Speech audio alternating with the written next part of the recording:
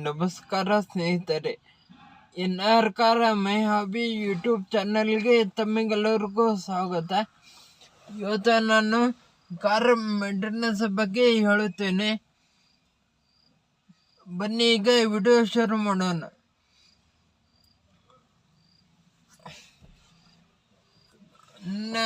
ನನ್ನ ಯಾವುದೇ ಒಂದೇ ವಿಡಿಯೋ ಆಗಲಿ ಅದು ತಪ್ಪದೆ ಕೊನೆವರೆಗೂ ನೋಡಿ, ಏಕೆಂದರೆ ಭಾಳ ಇಂಟ್ರೆಸ್ಟಿಂಗ್ ಆಗಿರುತ್ತೆ. ಮತ್ತು ಸ್ಕಿಪ್ ಮಾಡಿದರೆ ಏನೂ ನಿಮಗೆ ಅರ್ಥ ಆಗೋದಿಲ್ಲ. ಅದಕ್ಕೆ ತಪ್ಪದೆ ಕೊನೆವರೆಗೂ ನೋಡಿ.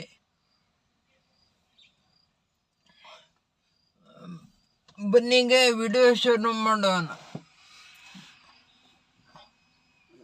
ನೋಡಿ, ಯಾವುದೇ ಒಂದು 2001ರಿಂದ ಬಂದಿದ್ದ ಅವೆಲ್ಲ ಕಾರಿಗೆ ರೋಟಲ್ ಬಾಡಿ ಅಂತ ಕೊಟ್ಟಿರುತ್ತಾರೆ. ಅದು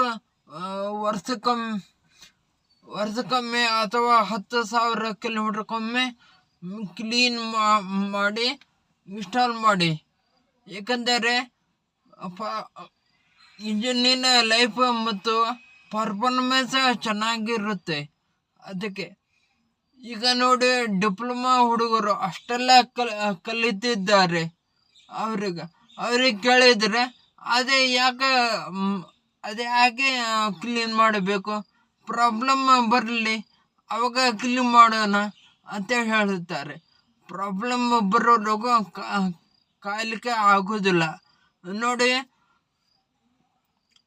ಮೊದಲು ನಾನು ಕ್ಲೀನ್ ಮಾಡಿಲ್ಲ.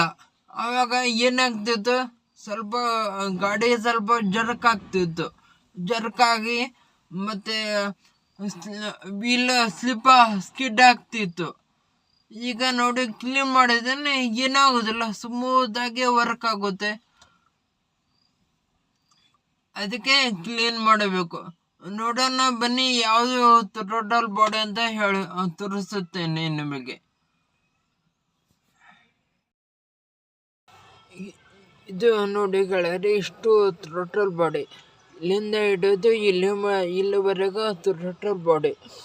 ಇಲ್ಲಿ ಎಲ್ಲ ಸೆನ್ಸರ್ ಅವೆಲ್ಲ ಮೌಂಟ್ ಆಗಿರುತ್ತೆ. ನೋಡಿ, ಈಗ ಟೋಟಲ್ ಬಾಡಿ ನೋಡಿದ್ರಲ್ಲ, ಅದು ಟೋಟಲ್ ಬಾಡಿ. ನೀವು ಗಾಡಿಯಲ್ಲಿ ಇದ್ದು ಟೋಟಲ್ ಬಾಡಿ ಕ್ಲೀನ್ ಮಾಡೋದಕ್ಕಿಂತ ತೆಗೆದು ಪೆಟ್ರೋಲಿಯಂ, ನನ್ನ ಒಂದು ಫ್ರೆಂಡ್ ಭೇಟಿಯಾಗಿದ್ದ. ಅದಕ್ಕೆ ನಾನು ವಿಡಿಯೋ ಕಂಟಿನ್ಯೂ ಮಾಡಿದ್ದೆ. ಈಗ ವಿಡಿಯೋ ಶುರು ಮಾಡೋಣ. ನೋಡಿ, ಟೋಟಲ್ ಬಾಡಿ ಅನ್ನೋದು ಅದು ಇಂಜಿನಲ್ಲಿ ಬರುತ್ತೆ. ಅದು ವರ್ಷಕ್ಕೊಮ್ಮೆ ಅಥವಾ 10,000ಕ್ಕೊಮ್ಮೆ ಕ್ಲೀನ್ ಮಾಡಿ. ಏಕೆಂದರೆ ಪರ್ಫಾರ್ಮೆನ್ಸ್ ಮತ್ತು ಲೈಫ್ ಚೆನ್ನಾಗಿರುತ್ತೆ. ಅದಕ್ಕೆ ಮತ್ತು ಅದು ದೊಡ್ಡ ಬಾಡಿ ಇದು ತೆಗೆದು ಕ್ಲೀನ್ ಮಾಡಿ, ತೆಗೆದು ಪೆಟ್ರೋಲಿಯಂನಿಂದ ಕ್ಲೀನ್ ಮಾಡಿ. ಆಮೇಲೆ ಟೋಟಲ್ ಕ್ಲೀನರ್ ಸಿಗುತ್ತೆ, ಅದರಿಂದನೂ ಕ್ಲೀನ್ ಮಾಡಿ. ತೆಗೆದು ಕ್ಲೀನ್ ಮಾಡಿದರೆ ಸರಿ ಚೆನ್ನಾಗಿ ಹೋಗುತ್ತೆ. ಹಾಗೆ ಗಾಡಿಯಲ್ಲಿ ಇದ್ದು ಕ್ಲೀನ್ ಮಾಡಿದರೆ ಅಷ್ಟೇನು ಚೆನ್ನಾಗಿ ಆಗೋದಿಲ್ಲ. ಒಬ್ಬ ಡಿಪ್ಲೊಮಾ ಸ್ಟೂಡೆಂಟ್, ಅವ ಮೆಕ್ಯಾನಿಕಲ್ ಅವನಿಗೆ ಕೇಳಿದರೆ ದೊಡ್ಡ ಬಾಡಿ ಕ್ಲೀನ್ ಮಾಡಬೇಕು ಮಾಡಿಕೊಡ್ತಾರಂತ ಕೇಳಿದರೆ, ಇಲ್ಲ ಪ್ರಾಬ್ಲಮ್ ಬರಲಿ ಆಮೇಲೆ ಕ್ಲೀನ್ ಮಾಡುತ್ತೇನೆ ಅಂತ ಹೇಳಿದ್ದ. ಏನೇ ಇದರ ಅರ್ಥ. ಆಮೇಲೆ ಒಂದು ಸರ್ವಿಸ್ ಸೆಂಟ್ರಿಗೆ ತೊಗೊಂಡೋಗಿದ್ನೆ. ಅದು ಮಾರುತಿ ಸುಜುಕಿ ಅಲ್ಲ, ಮಲ್ಟಿ ಬ್ರ್ಯಾಂಡ್ ಸರ್ವಿಸ್ ಸೆಂಟರ್, ಯಾವುದಂತ ಹೇಳೋದಿಲ್ಲ. ಅಲ್ಲೇ ಹೋಗಿದ್ನೆ. ಅಲ್ಲೇನು ಕ್ಲೀನ್ ಮಾಡಿ ಕೊಡು ಅಂತ ಹೇಳಿದ್ನೆ. ಆದರೆ ಅವರು ಅದೇ ಹೇಳಿದರು, ಪ್ರಾಬ್ಲಮ್ ಬರಲಿ ಆಮೇಲೆ ಕ್ಲೀನ್ ಮಾಡುತ್ತೇನೆ ಅಂತ ಹೇಳಿದ್ನೆ.